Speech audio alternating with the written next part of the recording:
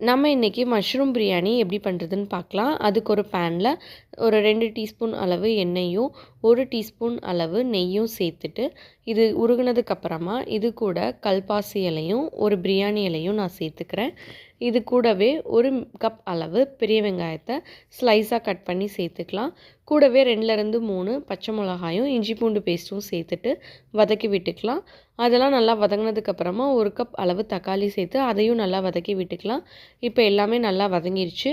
இந்த ஸ்டேஜில் 1/4 டீஸ்பூன் அளவு மஞ்சள் தூள், 1 டீஸ்பூன் அளவு மல்லித்தூள், 1 டீஸ்பூன் அளவு மிளகாய்த்தூள், 1 டீஸ்பூன் அளவு பிரியாணி மசாலா இது எல்லாத்தையுமே சேர்த்துட்டு இதை நல்லா மிக்ஸ் பண்ணி விட்டுறலாம். இது கூடவே 1லேருந்து 2 டீஸ்பூன் அளவு தயிரும் சேர்த்துட்டு அதையும் மிக்ஸ் பண்ணி விட்டுட்டு, நான் இன்றைக்கி 250 கிராம் அளவு மஷ்ரூமை கட் பண்ணி இது கூட சேர்த்துக்கிறேன். இப்போது இது எல்லாமே நல்லா வதங்கிருச்சு. இந்த ஸ்டேஜில் கொஞ்சமாக மல்லித்தலையும் புதினா இலையும் சேர்த்து மிக்ஸ் பண்ணி விட்டுறலாம். நான் இன்றைக்கி 2 கப் பாஸ்மதி ரைஸை 1/2 அன் ஹவர் ஊற வச்சுருக்கேன். ஸோ 1 கப்புக்கு 2 கிளாஸ், ஸோ 2 கப்புக்கு 4 கிளாஸ் அளவு தண்ணி சேர்த்து தேவையான அளவு உப்பும் சேர்த்துட்டு, தண்ணி கொதித்து வரும்பொழுது நம்ம அரிசியை தண்ணியே இல்லாமல் நல்லா வாஷ் பண்ணி இதில் சேர்த்துட்டு இதை மூடி போட்டு ஒரு மீடியம் ஃப்ளேமில் 15 மினிட்ஸ் வச்சிடலாம்.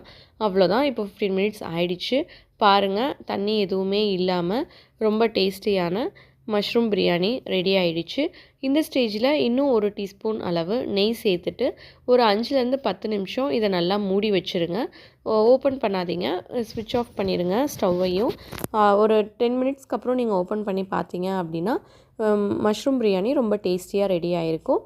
இதே மாதிரி நீங்களும் பண்ணி பார்த்துட்டு எப்படி இருந்ததுன்னு சொல்லிவிட்டு கமெண்ட் பண்ணுங்கள். தேங்க்ஸ் ஃபார் வாட்சிங்.